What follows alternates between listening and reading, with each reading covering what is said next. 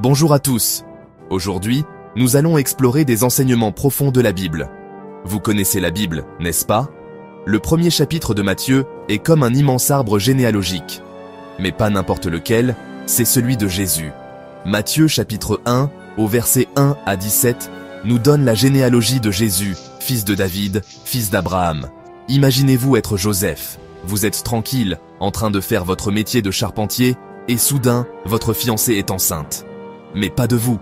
Matthieu 1 au verset 18 à 25 raconte comment un ange du Seigneur apparaît à Joseph en rêve pour lui dire de ne pas craindre de prendre Marie pour femme, car l'enfant qu'elle porte vient du Saint-Esprit. Des mages d'Orient arrivent à Jérusalem. C'est comme si des scientifiques étrangers débarquaient à Paris pour chercher un enfant spécial. Matthieu 2 au verset 1 à 12 décrit comment les mages suivent une étoile jusqu'à Bethléem pour adorer Jésus et lui offrir des cadeaux. Hérode, lui, n'est pas très content d'entendre parler d'un nouveau roi. Il se dit « Quoi? Un nouveau roi? Cela n'arrivera pas !» Matthieu 2, au verset 13 à 18, raconte comment Hérode, furieux, ordonne de tuer tous les enfants de moins de 2 ans à Bethléem.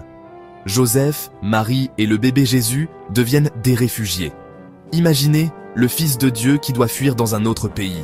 C'est incroyable quand on y pense. Matthieu 2, au verset 13 à 15, explique comment un ange du Seigneur avertit Joseph de fuir en Égypte pour échapper à Hérode. Jean-Baptiste est comme celui qui prépare la scène avant le concert de la star. Il baptise les gens dans le Jourdain et leur dit de changer de vie. Matthieu 3, verset 1 à 12, décrit Jean-Baptiste prêchant dans le désert de Judée, appelant à la repentance et baptisant les gens dans le Jourdain. Et voilà que Jésus arrive pour se faire baptiser. Jean-Baptiste est là, se demandant « N'est-ce pas plutôt à toi de me baptiser ?»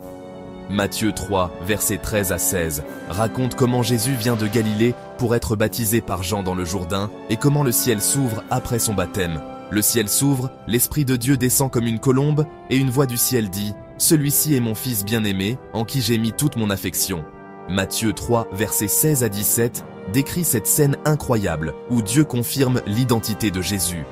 Jésus part dans le désert pendant 40 jours et 40 nuits. Pas de nourriture, pas d'eau. Rien. C'est le régime détox ultime. Matthieu 4, versets 1 à 2 raconte comment Jésus est conduit par l'Esprit dans le désert pour être tenté par le diable. Et qui vient lui rendre visite? Satan lui-même. C'est comme si le boss final d'un jeu vidéo apparaissait dès le premier niveau. Satan essaie de tenter Jésus avec du pain, du pouvoir et de la gloire. Matthieu 4, versets 3 à 11 décrit les 3 tentations de Jésus par Satan et comment Jésus les repousse avec des citations des Écritures. Mais Jésus répond « Non, merci, je ne suis pas intéressé. » C'est le plus grand « non merci » de l'histoire. Matthieu 4, versets 10 à 11 montre comment Jésus ordonne à Satan de partir et comment les anges viennent le servir après la tentation.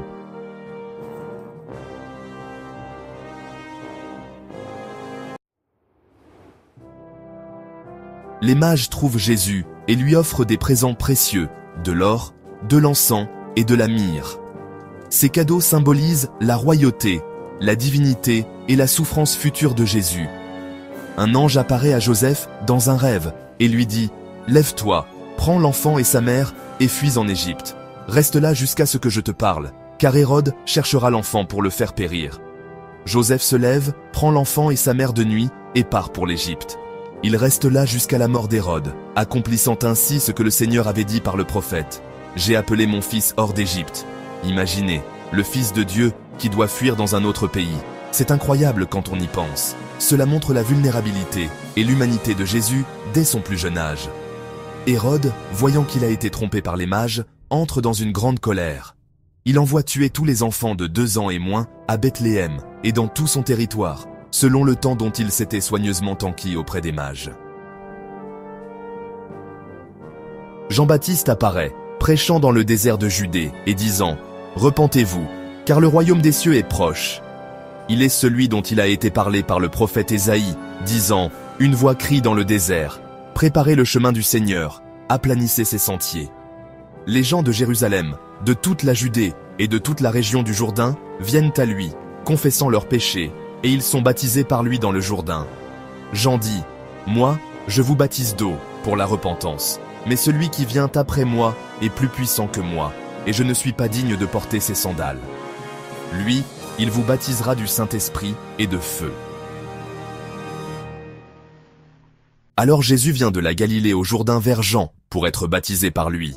Mais Jean s'y oppose, disant « C'est moi qui ai besoin d'être baptisé par toi, et tu viens à moi ?» Jésus lui répond « Laisse faire maintenant, car il est convenable que nous accomplissions ainsi tout ce qui est juste. » Alors Jean consent et le baptise. Dès que Jésus est baptisé, il sort de l'eau.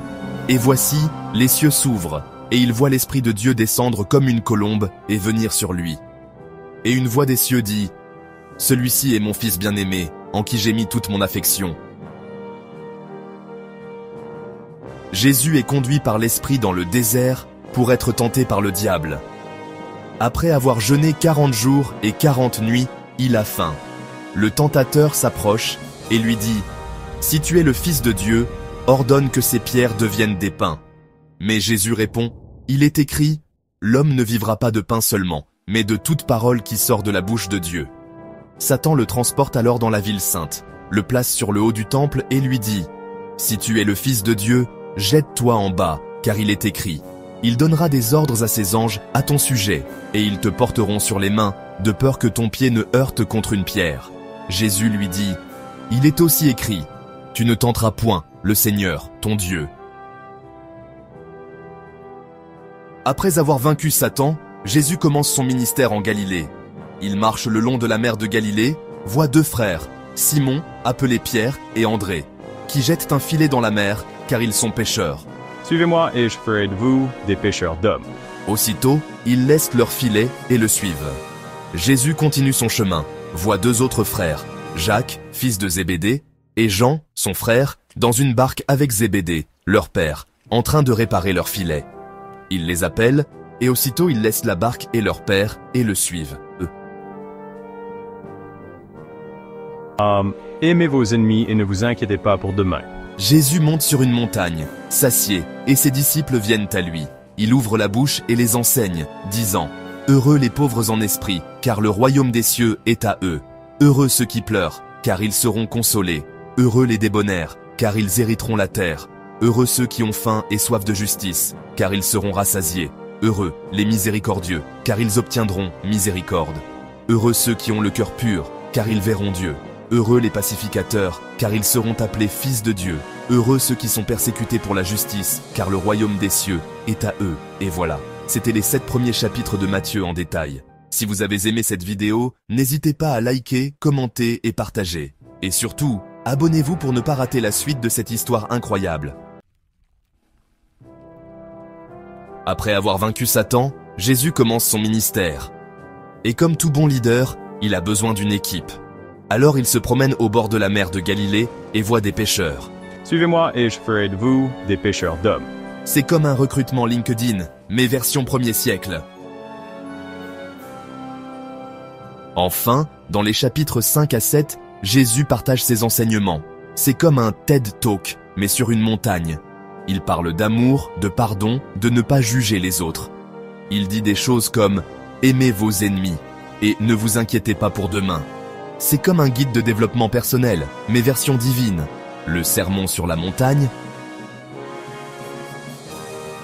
Et voilà, c'était les 7 premiers chapitres de Matthieu en détail. C'est incroyable, non? Si vous avez aimé cette vidéo, n'hésitez pas à aimer, commenter et partager. Et surtout, abonnez-vous pour ne pas manquer la suite de cette histoire incroyable. Comme dirait Jésus, cherchez et vous trouverez. Alors, à la prochaine pour plus d'aventures bibliques. Paix et que la force de Dieu soit avec vous.